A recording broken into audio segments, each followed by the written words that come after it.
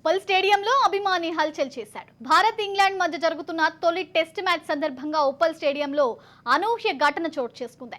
Team India captain Rohit Sharma batting చేసేందుకు రాగానే ఓ అభిమాని క్రీజులోకి ఒక్కసారిగా దూసుకొచ్చి కాళ్లకు మొక్కాడు. వెంటనే అలర్ట్ అయిన భద్రతా సిబ్బంది అతన్ని అదుపులోకి తీసుకున్నారు. ఈ ఘటనతో ఆటగాళ్లు ఒక్కసారిగా షాక్ అయ్యారు.